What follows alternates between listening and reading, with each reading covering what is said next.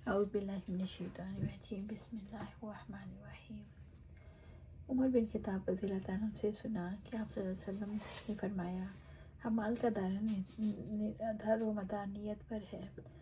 ہر شخص اس کی نیت کے مطابق پھل ملتا ہے، پر جس کی ہجرت اللہ اور اس کے رسول کے لیے ہو وہ اللہ اور رسول کے لیے سمجھی جائے گی، اور جس کی ہجرت دنیا کے لیے ہوگی یا کسی عورت کی شادی کے لیے تو ہجرت محض اسی کے لیے ہوگی جس کی نیت سے اس نے ہجرت کی۔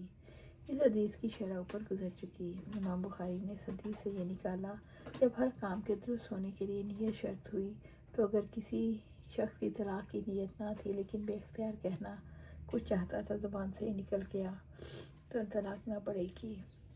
یہ دل کی بات اور نیت کا معاملہ ہے۔ صاحب معاملہ کے لیے ضروری ہے وہ اس بات پر خود اپنے دل سے فیصلہ کرے اور خدا کو حاضر ناظر جان کر کرے، اور پھر خود ہی اپنے بارے میں فتویٰ لے وہ ایسی متعلقہ کو واپس لا سکتا ہے یا نہیں۔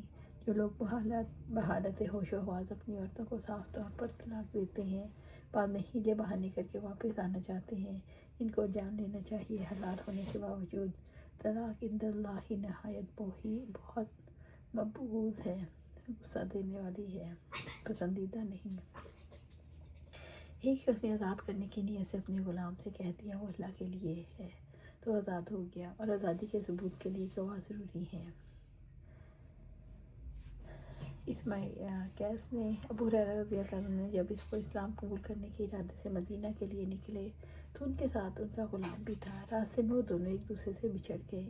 پھر جب ابو ہریرہ رضی اللہ تعالیٰ عنہ مدینہ پہنچے، آپ صلی اللہ علیہ وسلم کی خدمت میں بیٹھے ہوئے تھے، ان کا غلام بھی اچانک آ گیا۔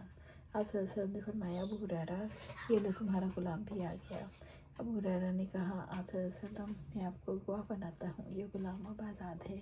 راوی نے کہا، ابو ہریرہ رضی اللہ تعالیٰ نے مدینہ پہنچ کر یہ شعر کہے، ہے پیاری گو کھٹن ہے اور لمبی میری رات، پر دلالی اس نے دارالکفر سے مجھ کو نجات۔ حالانکہ یہ آزادی کے لیے گواہ کرنے کی ضرورت نہیں، مگر امام بخاری رحمۃ اللہ علیہ نے اس کو اس لیے بیان کیا کہ باب کی حدیث میں ابو ہریرہ رضی اللہ عنہ نے آپ صلی اللہ علیہ وسلم کو گواہ کر کے اپنے غلام کو آزاد کیا۔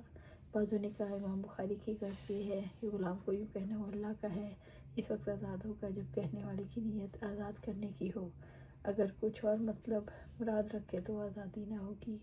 آزاد کرنے کے لیے بعض الفاظ تو صریح ہیں، جیسے کہ آزاد ہے یا میں نے تجھ کو آزاد کیا، بعض دیکھ آیا یہ ہے جیسے وہ اللہ کا ہے، یعنی اب میری ملک پر اس پر نہیں رہی، وہ اللہ کا ملک ہو گیا۔